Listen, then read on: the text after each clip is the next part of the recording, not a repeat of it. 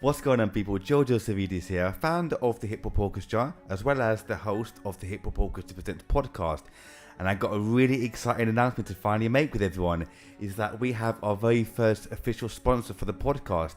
Now, they are an amazing company called Eldon's Vault, who are extremely dedicated in bringing you the very best in officially licensed merchandise from pop culture. And when I mean the very best, I mean the very best. They provide things like keyrings, caps, t-shirts, to Funko Pops, to statues from all over, such as DC, Marvel, Disney, The Mandalorian, Harry Potter, music artists from all over the place, and they are ridiculously good. I've got a couple of things to show you on offer at the moment. This trust me, their stuff is amazing. So, t-shirts, like I mentioned, like the one I'm wearing right now. It's got Rocky right here, which I absolutely love. Or, like I said, also got Funko Pops as well, 3.75 inches and 10 inches. I've got a couple of 10 inches right here for you. I've got Post Malone right here, and I've also got Biggie right here, who I absolutely love. These are so sick. Eldon's Vault, trust me, they are amazing. Now, I'm going to leave the link below in the video right here, and also in the description below as well in all future videos from the podcast. But trust me, Eldon's Vault are amazing. Website is www.eldonsvault.co.uk. Get in touch with them now and start buying ASAP. But also, before I forget as well, I just want to say the biggest thank you to Eldon's Vault for sponsoring the podcast. It means the absolute world to me. Thank you. And trust me, get in touch with them right now. And I hope you enjoyed today's episode. And peace.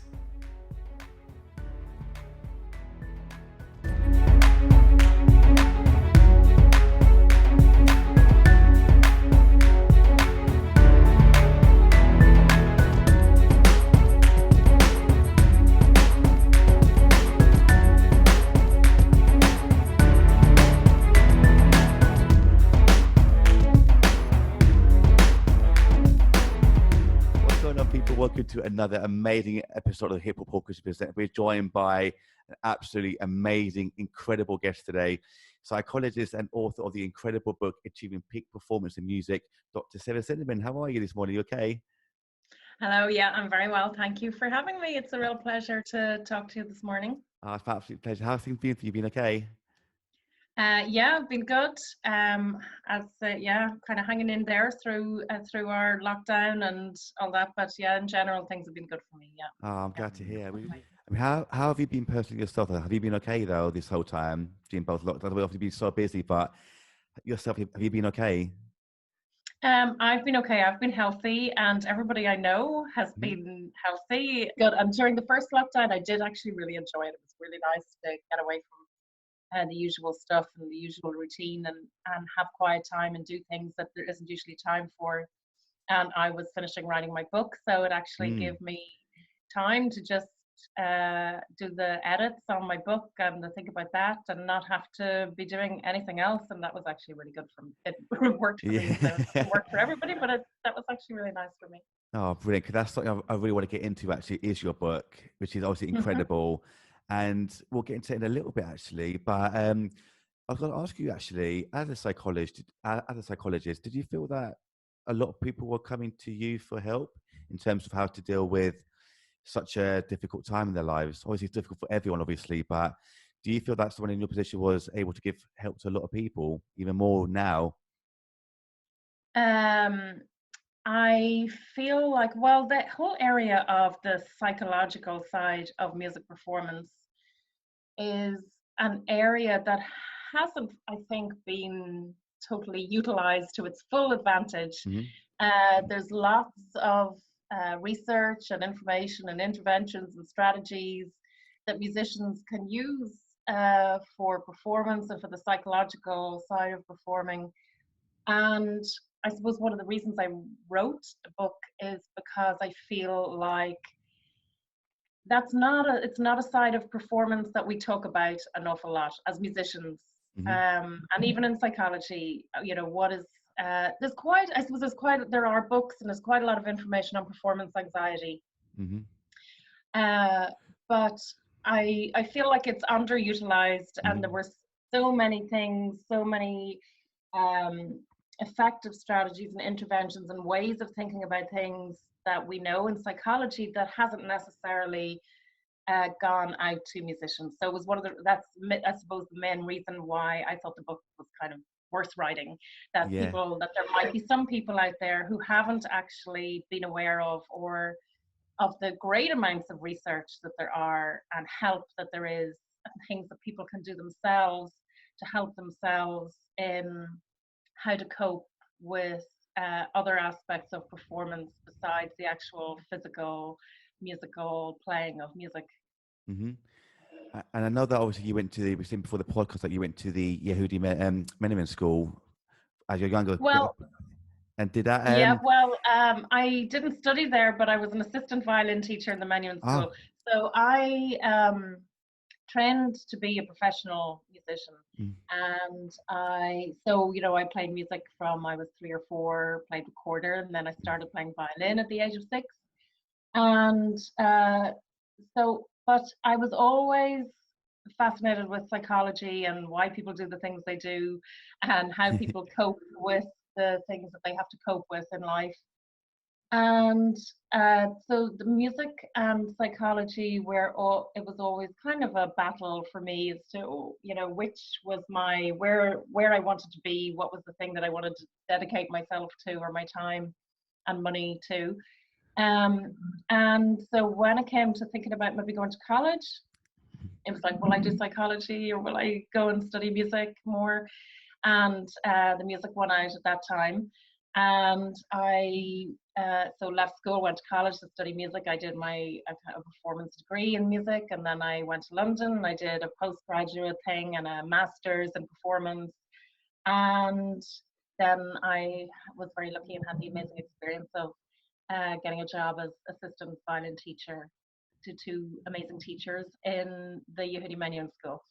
And I suppose, and I had a great time in London, loved living in London for 3 or 4 years, mhm. um, uh, practicing, you know, and playing and performing and playing with lots of other great players. And, but I suppose still the psychology was there for me Mhm. as a thing that I was still really interested in. And I was kind of interested in the psychological side of performance, but not totally until I went to the Menuhin School. Mhm. And as a teacher there, I kind of, it started to become clear to me when I was there.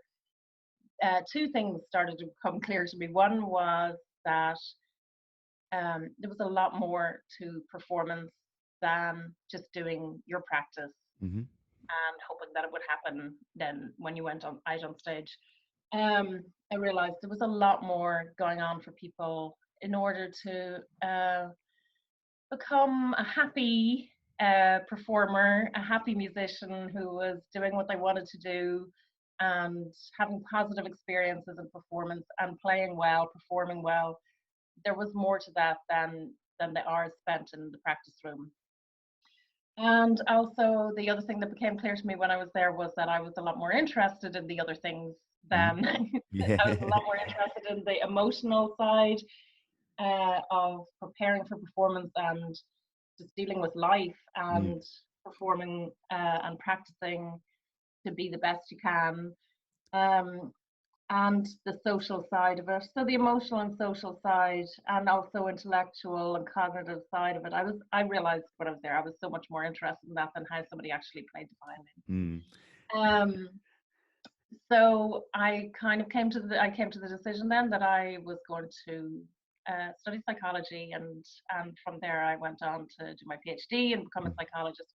And I suppose I was interested in, you know, why do some people practice more than others, and why do some people practice a lot but they're not having the same personal success? And when I say success, I mean their practice maybe isn't necessarily as effective for them as the same number of hours of practice is for somebody else. Or when, you know, 2 people or 10 people who look like they're having the same opportunities and the same resources and the same fabulous teachers, um, and then of course, you know, people who didn't have support, the right kind of support, and weren't practicing effectively or getting what they needed from their teacher or from their parents and their peers. Um, so I was interested in all the components that go together to make somebody a happy musician. And I don't like to say successful musician, but obviously, people are practicing. They want to play as well as they possibly can. They want to do as well as they possibly can. But a lot of that is also about personal fulfillment, personal achievement, and being happy with what you're doing and finding meaning and purpose in what you're doing yourself. So when I went to study psychology, when I came back to Dublin to study psychology in University College Dublin, and when I went there, I found that there's this amazing sports psychologist lecturing and researching in there, Professor Aidan Moran, and he sadly passed away earlier this year. But he became, I wanted to know more. I wanted to work with him and find out more. And I was really interested suddenly in what can we learn from sports psychology? What can musicians learn? Because I realized there's a huge amount of research in sports psychology. There's a lot of money for research in sports psychology. And there's a lot of research happening and a lot of interest in the psychological side of sport performance.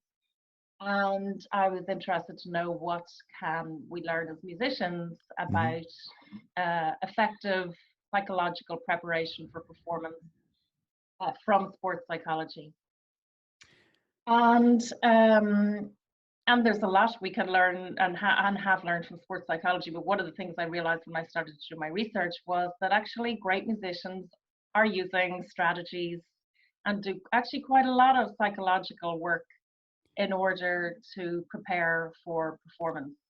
And they already know, maybe instinctively, or they've come across things, or they've read a lot themselves, looked into it themselves. Some people have done a lot of work to find out what they can do to psychologically prepare for performance, and others have just kind of stumbled across strategies that worked for them. And so, yeah, great musicians, expert musicians are using strategies that are very similar to the strategies that are used in sport performance and sports psychology. But there seemed to be a lack of research actually looking at how musicians use these strategies and how they can use them effectively. So musicians are kind of using them, but kind of taking them not knowing how effective it will be. So it's kind of interested in looking at strategies that are used in sport performance and how musicians use them and how we can use them, or how musicians can use them most effectively for themselves. And also, I suppose then, whilst I was doing research there in UCD, I came across the topic or the concept of flow, or what's called in kind of popular domain, popular culture, we call it being in the zone. I want to get into that actually as well, about your float state scale as well that you mentioned actually. Okay, well, yeah, I'll let you carry on. Well, Sorry. I just kind of happened to come across this idea of flow, and I was immediately fascinated because when I read about it, there was research on it, people knew it existed, and it was something that I had actually experienced a lot myself as a musician, as a performer, but I had never known that there was a name for it. And I didn't know that, how often you were supposed to have it, or if some people had it all the time, and so I was immediately interested to know who's having this experience, how often do they have it, can they make it happen, and do the great musicians or expert performers, are they having experiences like being in the zone? Are they having those all the time? Is that what makes them a great musician? And so my PhD research then set out to investigate flow, this experience of flow.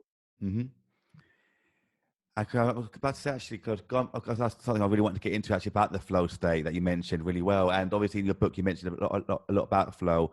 But also even before your book, I remember you've done some journals, one of them being the Journal of Research and Music Education.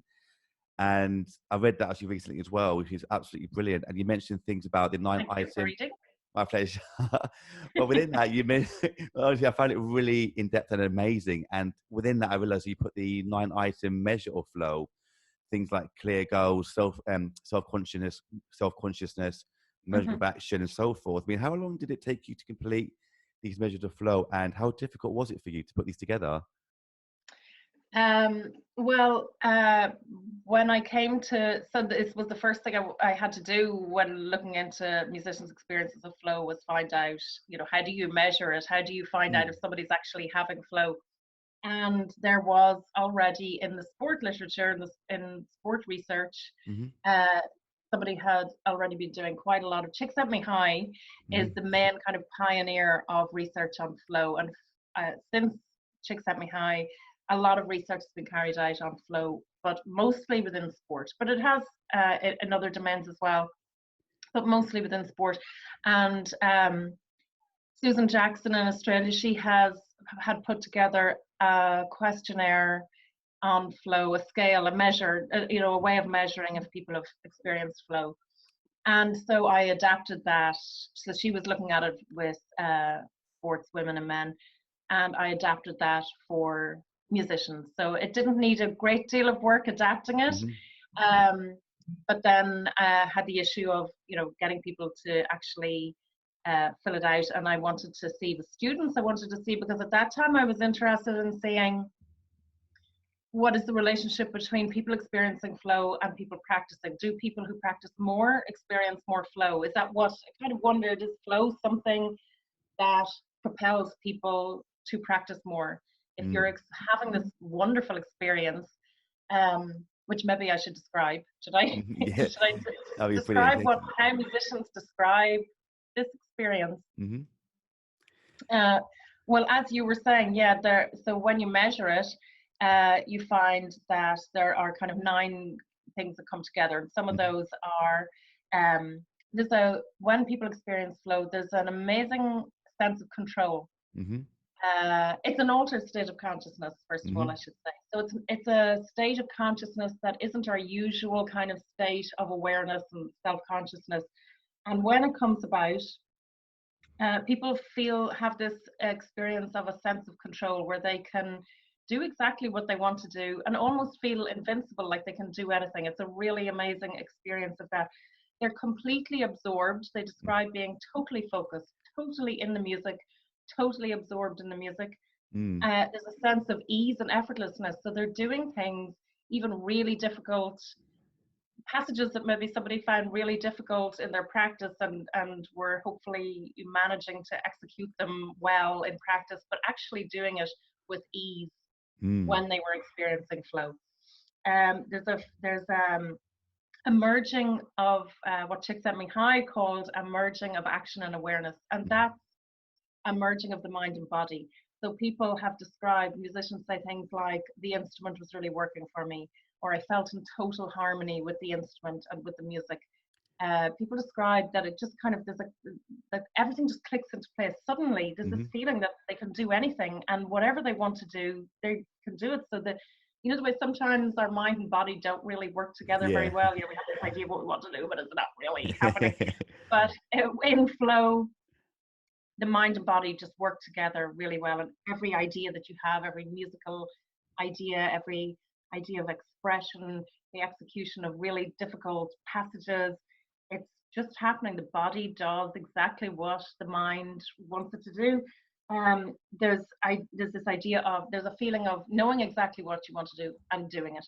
And there's great feedback, so that if something, say a co-player or somebody else you're playing with does something different, or makes a mistake even, or they have a new creative idea, that you respond really well to it, and even to your own mistakes, but there never seems to be any actually in flow. And if there is a mistake, it doesn't matter, because it just becomes part of the phenomenon and part of the experience, and you move on, and the feedback, you respond really well.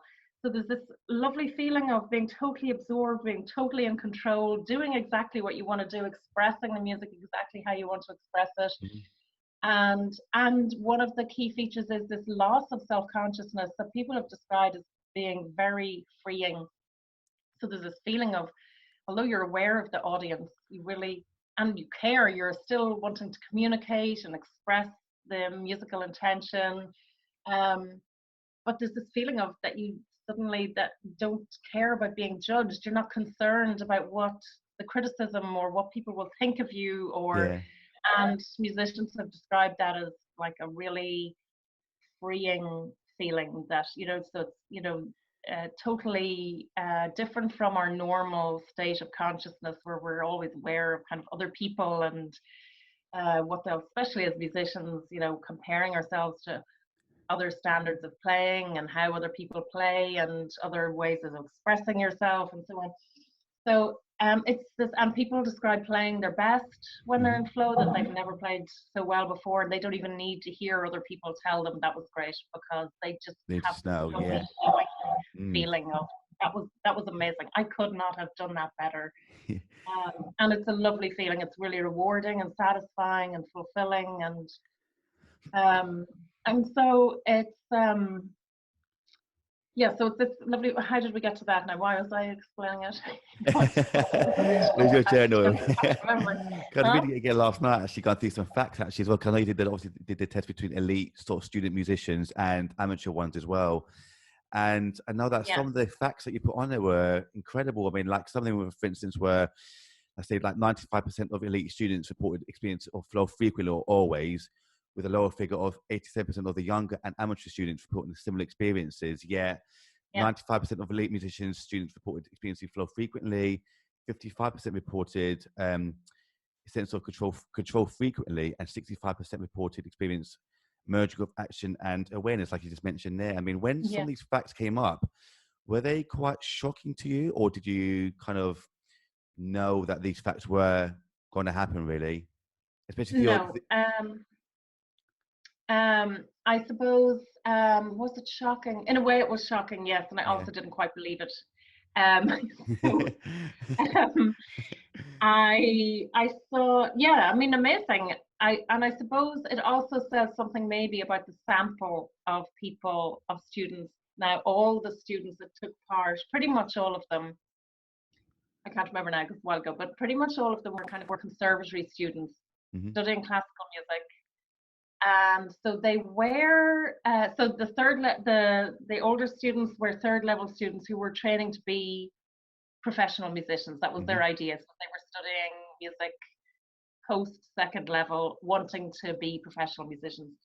And then the other students were second level or primary level, but they were, most of them were either attending the conservatory for their lessons, so they were already people who were quite serious maybe about their studies and about their music, and also coming from families, which I think is really important part of this, Mm.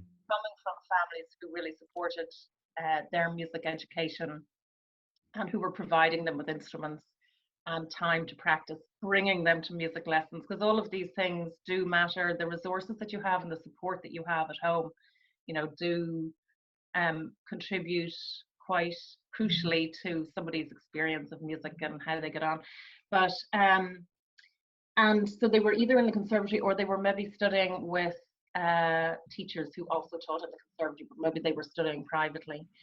But so yeah, I was kind of shocked, and I was really interested to see in that as well, that that there was a link between people who experience their experience of flow and their experience and the amount of practice that they did, Mm. and how they felt about music. It also, so flow is kind of linked with people practicing more often, hmm people using more effective strategies as well, interestingly, in their practice.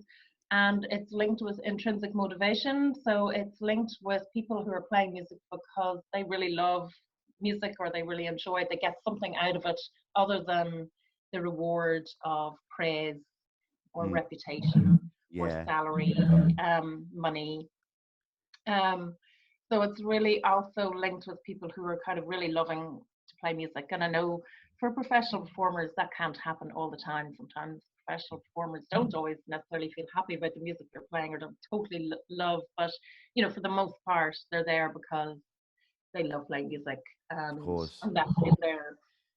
And that seems to be linked with the experience of being able to. So I think, and other research has shown that too, in sport and in other areas of leisure and work. Research has found that people who love what they do have the ability to become it's easier for them to become absorbed Mm-hmm. in what they're doing, in the practice of what they're doing, in the work of what they're doing, and therefore it's more easy for them to be susceptible to experiencing flow. Of course. And you mentioned strategies there as well. What kind of strategies did you realize were different in each student that you tested? Um, well, at that point, I realized that I couldn't really get that much information out of questionnaire. Mm. And so it was then that I designed my next piece of research because, yeah, I realized there's only so much you can really find out. And flow is something that is quite a personal experience and a personal phenomenon. And also, I think musicians are quite, uh, what they do is quite a personal thing. We're talking about the effective strategies that you found different between elite students and more amateur students. So what did you find in your findings between the two? Well, at that point, I decided that I couldn't find out everything I needed to know from a questionnaire, and that I needed to really talk in depthly to musicians about what they experience and how they experience it. And I decided at that point then to do my research with expert musicians to find out what they do and their experience of flow or their experience of performance and how they prepare psychologically for performance and for experiences of flow. But just on the elite students, or which is what I call them in that piece of research, and that really they were third level students. They were called elite, but they were students who were now at third level preparing to be professional musicians. And at that point, I suppose it was interesting to me because what I found was that the elite students were actually experiencing flow less often Mm-hmm. than what I call the amateur students, i.e. kind of primary and second level students who weren't yet preparing to be professional musicians, but maybe they had it in mind that that's what they were going to do, but they were still in school. So I thought it was interesting that the students who were now preparing to be professional musicians were experiencing flow less. And obviously there were a lot of other factors now coming into play, a lot of other pressures coming into play for students who are really training hard to be professional musicians. So I decided to talk to expert musicians at that point and find out more about what are they doing. And do they actually want to experience flow? Is it something they like? And do they set up the conditions? You know, do they know what to do to make it happen? And I felt that I found lots of really interesting things from expert musicians. And they do use a range of strategies. Many of those who I talked to, they did know what flow was. You know, they had heard of it, they'd experienced it, they liked it. So it's kind of one of those experiences or phenomenons that it's a little bit addictive, maybe. Mm-hmm. And people do kind of chase it. They want it to happen because it does feel so amazing, and people play at their best whenever they experience it. So often people do kind of look for it to happen and find ways to make it happen. But it is also an elusive experience. So you could set up the conditions for it to happen, but it may not necessarily happen. But still, one of the things I love about knowing what musicians do, expert musicians do to set up to try to make it happen, is that it's a really positive way of preparing for performance. So expert musicians actually do quite a lot of things in order to prepare psychologically. And if we all did that, then we would all be preparing for really positive experiences of performance. Whether it turns into flow or not probably doesn't really matter, because you're still going to perform really well and have a really nice experience, have a much more positive experience than you might have. So I found that some of the strategies that expert musicians were using were also strategies that are used in sports psychology and that have been looked at in performance science in general. So things like mental practice, Mm-hmm.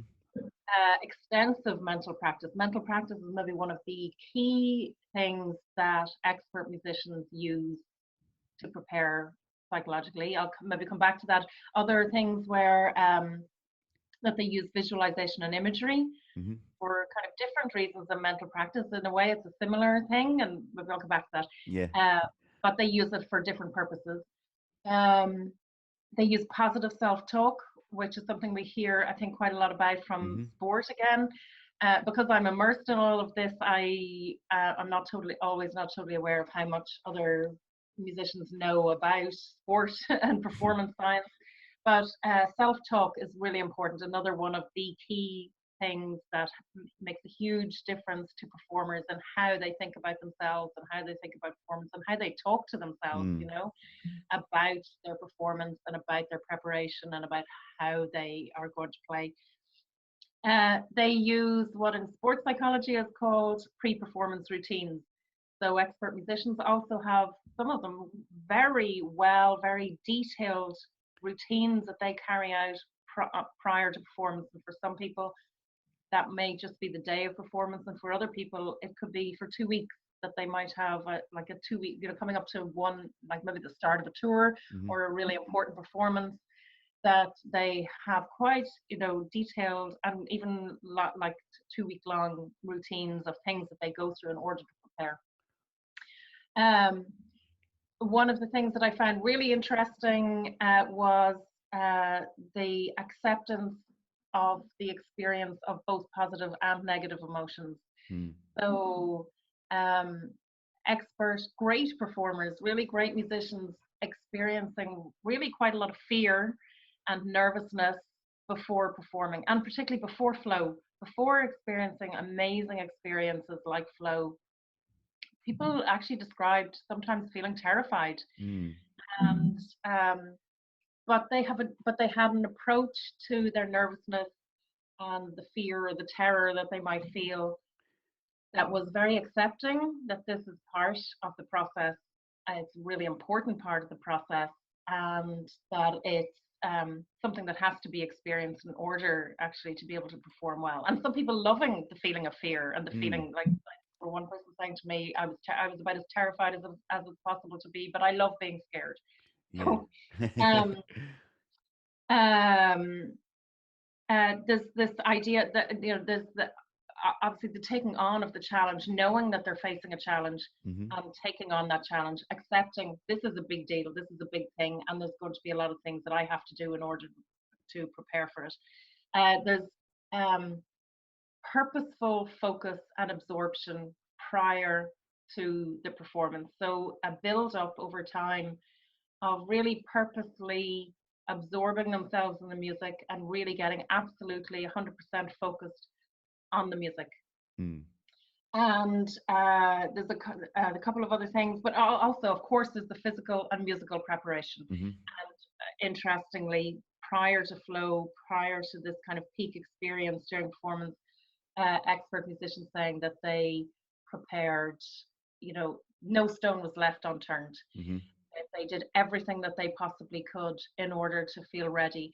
In psychology, we call it, or in sports, in performance science, it's called automatization of Mm-hmm. skill.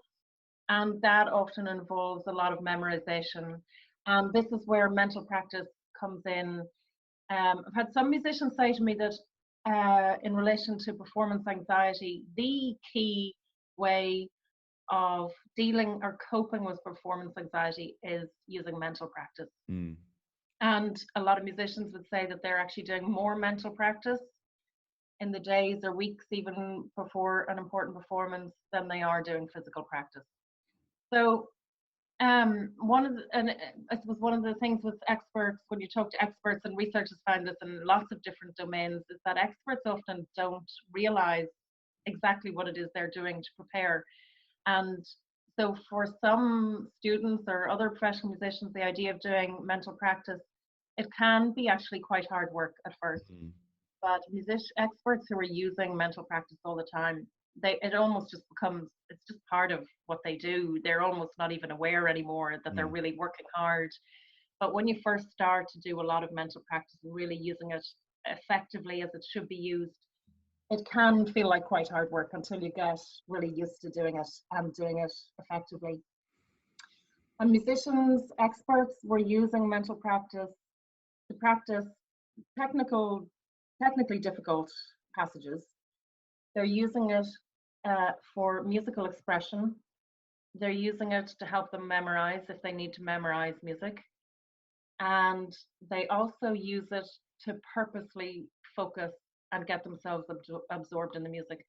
One of the things that we know from kind of neuroscience and from research in neuropsychology is that when we focus on something, it's not possible to think about two things at the same time. Mm-hmm. So and we can direct our focus. Focus is like it's like a kind of a spotlight, a mental spotlight, and we have the ability. This is one of the things that we can control about performance. We have the ability to direct our mental spotlight onto whatever it is. So that could be your performance anxiety Mm-hmm. and the negative thoughts that come with that, or it could be something where you're having a problem with motivation to practice, or it could be that you're having problems with focusing and you're distracted. But we have the ability to direct our mental spotlight onto whatever it is that we want. And expert musicians kind of do that by purposely focusing and absorbing themselves in the music, using mental practice to do that. So not only would they have the music, they say, in their head all the time, Mm-hmm. but they're actually specifically practicing like from beginning to end of a piece mentally without, doing physical practice. So they would combine physical practice with mental practice, but they would spend maybe hours doing mental practice where they're not touching the instrument or not singing out loud, if singing is their instrument. And they're not actually doing the physical thing, but they're doing it all in their head. And it's a brilliant way of, because sometimes, when you're playing, you can get carried away and you can play things on automatic. The knowledge becomes automatic on how to play something, and you can get carried away and not realize that if you were to think about that mentally, do you actually know every single thing? Because one of the things that happens to us in performance is that we start to second guess ourselves, or we start to question everything that we do. And depending on how the extent of our negative thoughts or negative concerns about our playing, we can actually, if it's quite severe, you can get totally carried away in the negativity or in the negative thoughts. And they can snowball, and you can get to the point of catastrophization where it starts to feel like nothing positive can happen at all in a situation. So with mental practice, it's a brilliant way of checking that you know every single note, you know exactly what you want to do with every single note, you know every breath, every finger, and the name of every note or chord, where every breath that you want to take, how your body, how you want it to feel with every note, every sound that you want to make, and the type of sound that you want to make. And so mental practice is a really important, crucial, maybe the best learning tool that we have for helping us to focus, helping us to practice things that are technically difficult, making sure we know things that we thought were easy, that suddenly sometimes in a performance we can suddenly start saying, oh my goodness, that was the easy bit, and that's where I made my mistake. I thought I knew that. And then people also use visualization and imagery. So for practicing coping with the feelings of nerves, to cope with the emotions and the maybe negative thoughts that come with anxiety before performing.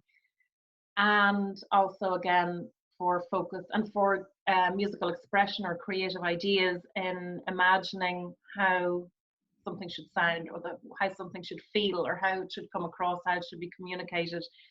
And that's not just a visual imagery, it's, how it feels, what you're hearing. I haven't heard people so much mention smell, but I'm sure for some people smell comes into it. But visualization, expert musicians actually spend time imagining in great detail what the performance situation is going to feel like, how exactly they are going to feel. So they imagine being backstage, they imagine getting dressed, putting on makeup or showering or polishing shoes or whatever it takes. The walk to, to the backstage, to the stage door, the standing there, who's out there, what it's going to feel like, who's in the audience, what kind of audience, what size of audience, and summoning up all the emotions and thoughts that come with imagining that. And some people are really good at that. Some people can immediately suddenly feel, feel the tension or feel the nervousness or the apprehension or the excitement. Some people can really feel that instantly. And for others, it takes a little bit more work and a little bit more practice in order to do that.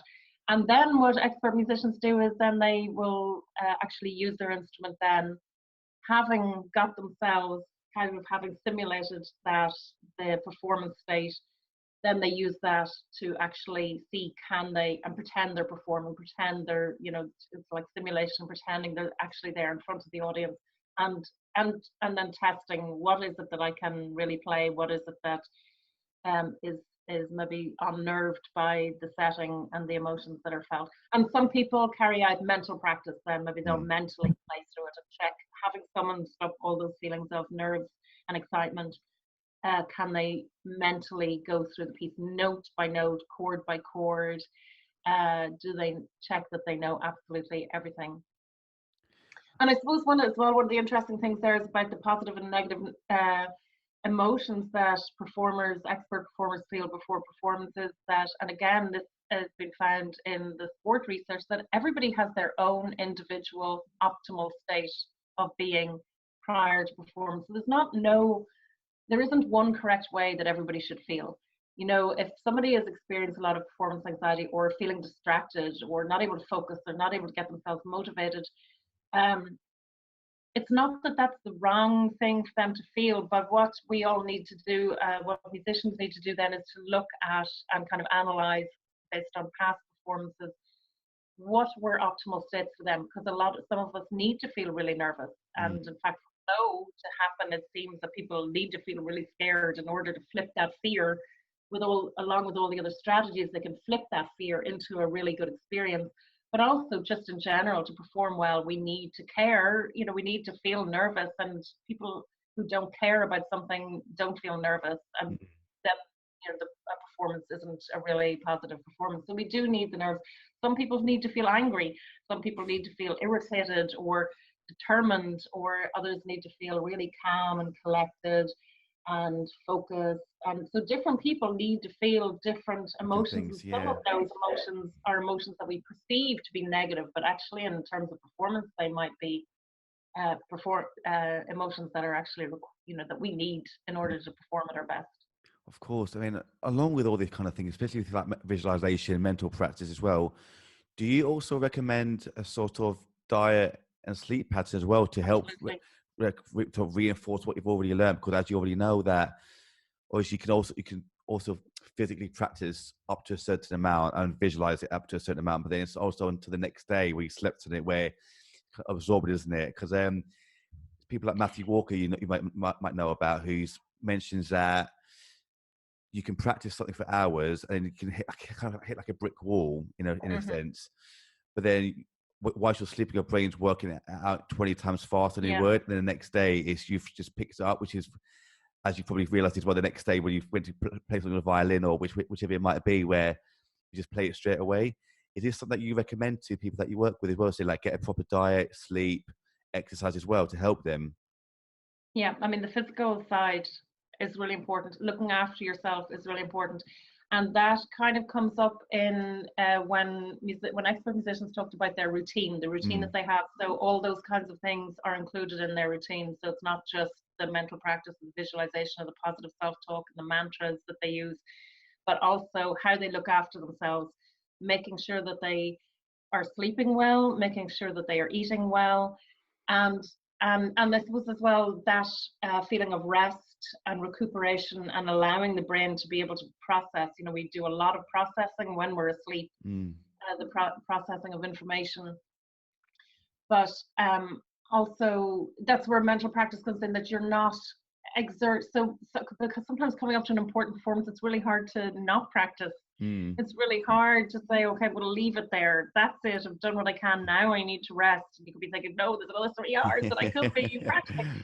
And that's where, it's time to put the instrument down or stop singing or whatever it is. And if you can't let it out of your mind, that's okay. You can continue to do mental practice as long as you're doing kind of effective mental practice that is actually dealing with the critical issues of mental practice and what needs to be done.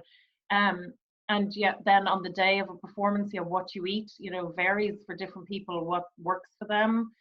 And getting a nap or having a bit of rest, physical exercise, really important. I mean, and often I think with students, these are things that are, with student performers, these are things that, and professional musicians as well, who are working really hard and they're flying between different jobs and they're trying to juggle lots of different kinds of work. It can be really hard to make sure and people, musicians who are on tour, really difficult for musicians who are on tour, who are, sleeping in different places every night, maybe traveling a lot and they're exhausted. So it is so important to look after yourself and get the sleep that you need, or the rest that you need, eating what you need to eat in order to feel well, and getting the physical exercise. So some people, lots of musicians aren't really into physical exercise, but yoga, breathing is really important. And that's another thing that I find really interesting, particularly with wind players and singers. They carry out important breathing work, and they've become so used to it because it's something they have to do in order to play their instrument, that breathing, whereas I found with string players and keyboard players, it's not really something they mention so much, but they could learn a lot from singers and wind players and brass players about breathing and how important breathing is. And so a lot of string players or keyboard players would have to actually consciously make an effort to be looking after their breathing on the day or the weeks. And these are things as well that sometimes musicians decide to do some strategies on the day of a performance, but actually really with strategies, psychological strategies, they need to be being put into practice ahead, a long time ahead of an actual performance. If there's an important performance coming up, you need to be doing it weeks, months even. Start incorporating it into everyday routines, because consistency is really important, and building up the ability to be able to do mental practice or visualization and inputting it, and the self-talk, the positive self-talk, the challenging your negative thoughts. These are things that kind of need to be built up over time. Doing them on the day, and the breathing exercises included, doing them on the day might work, but it's probably not. It's not the effective way to do it. It probably won't work. I mean, I wouldn't say don't do it, but if you haven't done it before, still you can give it a try. But really, the best is to be consistently doing these things on a daily basis, getting into a habit and a routine. Can imagine. And all this stuff, is this in your book as well, that you've put this all in?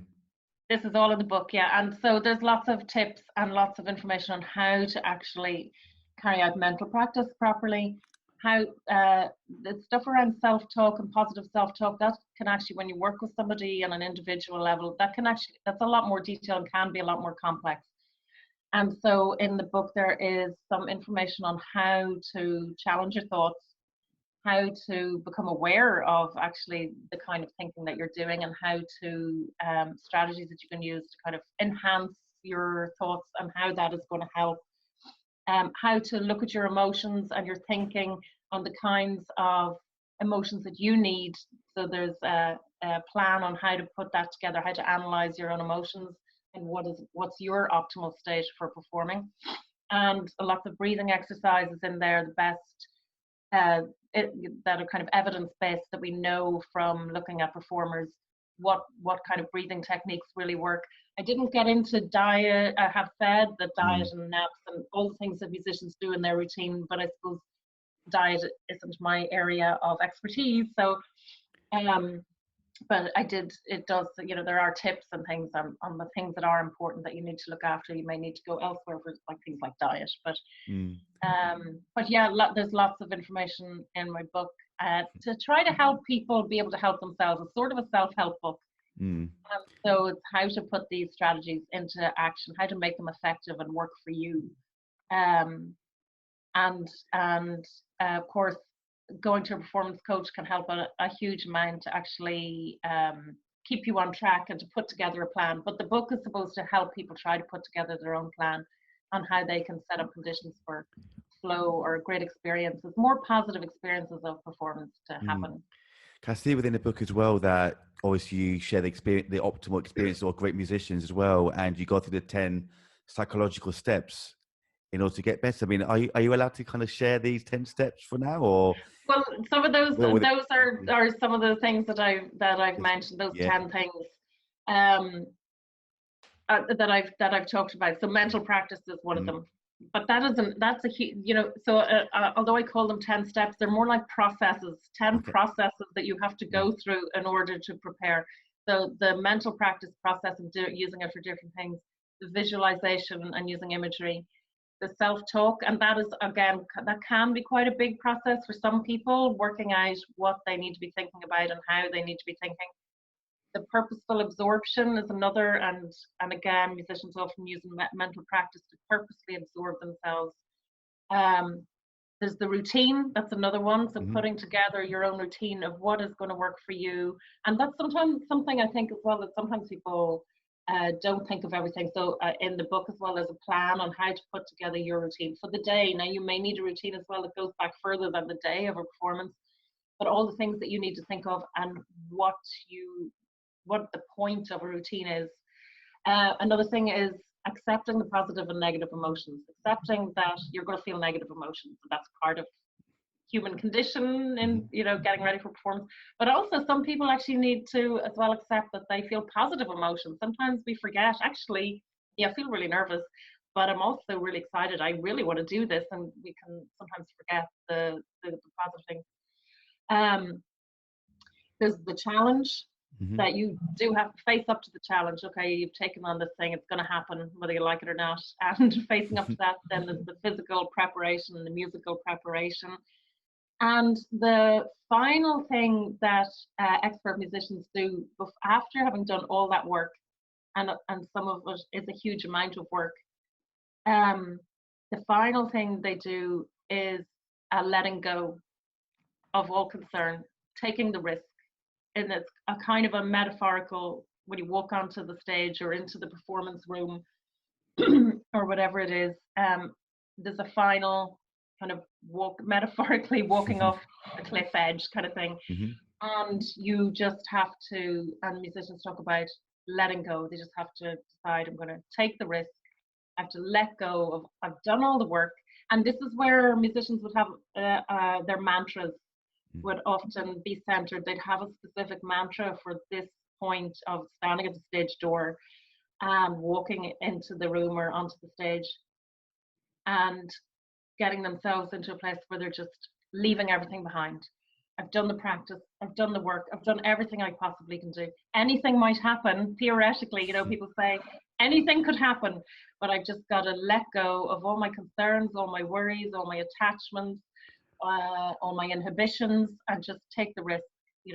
Don't hold back, don't be afraid to fail. People often say, you're exposing yourself, it's quite a naked experience, you're facing your innermost fears, and you just have to be confident in that you did as much work as you can possibly do, and now you have to let it all go. Take the risk, don't hold back, don't be afraid to fail, and just go for it. And that is the final step in flow, or a peak experience, or like flow happening. Then is the letting go and just kind of submitting. Kenny Werner wrote a book called Effortless Mastery. He's a jazz musician, and there's this kind of letting go or submitting to the experience, accepting what's ahead of you, and giving into it, and letting your body and mind do what you have prepared it to do. Have you realized that certain people find flow easy and losing that sort of inhibition to that, for that perfection, or do you still feel that the elite musicians still find being nervous at their stage? Because we know that we've heard stories of people like Frank Sinatra obviously still had stage fright late into his career. I mean, how do you find that where even the most elite performers still have that stage fright? How do you find that? Well, I mean, some people say you shouldn't be performing if you don't have it, yeah. Or there's something wrong. People said to me, there's something wrong. If I don't feel nervous, there's something wrong. It's not going to go well. Being nervous is a sign that you care about what you're doing. And that's great. And that's great for you because it gives you much more feeling of internal satisfaction. So it's not a particularly pleasant feeling, the nervousness, but it is part of it. And yeah, great musicians talked about feeling terrified, feeling really scared, and that's why then they do all that other preparation. And the amazing thing about flow is it really only seems to happen when the nerves are experienced and accepted beforehand, when even great fear or terror. I mean, people talked about, feeling absolutely terrible or being stressed, never being so stressed before as they were the day that they had this one amazing experience that they might have talked about. And so they do. I mean, and I think it's really reassuring to know that expert, great, phenomenal musicians that we respect and love listening to do really feel quite scared a lot of the time. And great pop musicians that we know and respect and love listening to, can feel really, really scared. I mean, it is a really, you are exposing yourself. It's a personal thing going out onto stage and doing that thing with your music and your instrument and your singing or whatever it happens to be.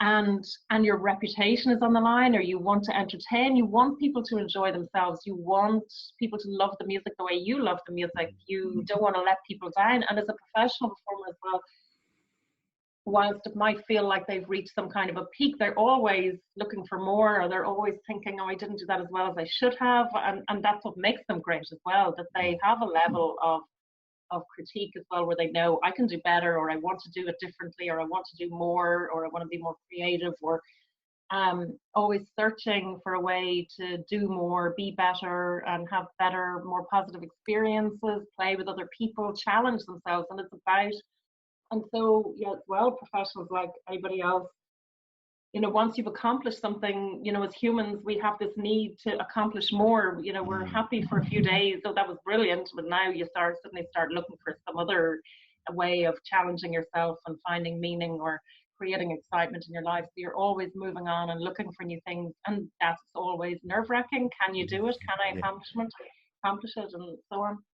Definitely.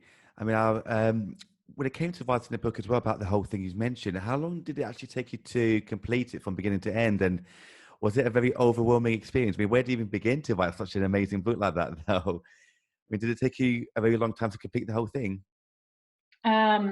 Well, I suppose in a way it took me years, and in a way it took me 1 year or a year and a half, Yeah. because it was a book that's been in my head for years. It's a book that I've wanted to write. So I have lectured in performance psychology, and I have worked with musicians on how to enhance their performance experience and how to have more positive experiences. And it's something that I've wanted to write for over 10 years, maybe. Wow.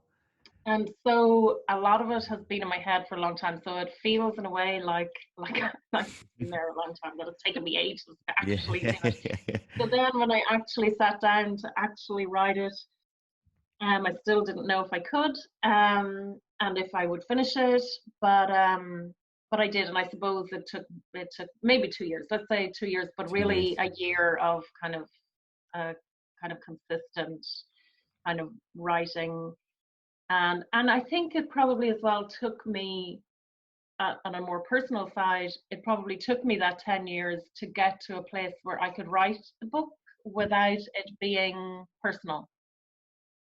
So having been a musician myself and having experienced flow, having experienced performance anxiety, the highs and the lows of music, and then finding sometimes then when you come to something, then when you start researching, it can be quite personal. So in order to step away as well from the personal side, where it was no longer anything really about me or my own interest even, it was just about what is useful to other musicians, what are all the things that other musicians might come across that are a struggle for them or an obstacle, and what are all the things that I can put in the book as succinctly as possible, that would be useful to lots of other musicians, and that it's not a personal thing. It's just a kind of a self-help book with tips on lots of different things that might be helpful to other students and performers. Well, before we go, I just want to say as well, just thank you so much as well for writing the book, because it's such an amazing book. I know it's going to be absolutely incredible, so much. But because I know how difficult these things are for a lot of people, not just for the musical sport, but just through life in general. And everything that you've explained today will be amazing for so many people. And so thank you for writing such an incredible book and sharing your wisdom with us today. Thank you. And Well, it's not really my wisdom, it's the wisdom of many other researchers and sports people and musicians who have contributed, really, and no, I just wrote it down. no, but you've worked on. I've got such high respect for people like yourself who have taken the time to learn such in-depth subject and to share it with people. So thank you for doing it for us and for sitting down with me today and teaching me some more things today. So thank you. That's very nice of you to My say. It was pleasure. really nice to chat to you. Thank you You for taking too. an interest and being No, interested in it. It's really nice to chat about it. definitely. I could talk for so much longer, but I know you both need to go soon, but I could talk forever. But before we go there, how can people find you and purchase a book?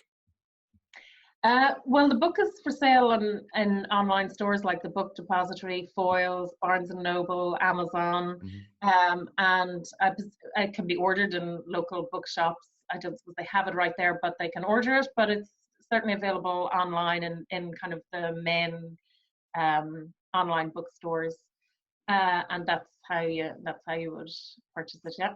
Also, Brilliant. you can find me online or on Instagram or my website. So. Brilliant. Thank you so much. Thank you so much, Dr. Service. And that's the end of the episode. Thank you so much. Take care, Thanks a everyone. million for chatting this morning. That was really My pleasure. enjoyable. Thank Thank you. you. Loved it. Thank you. Bye bye, Talk to everyone. you soon, I hope.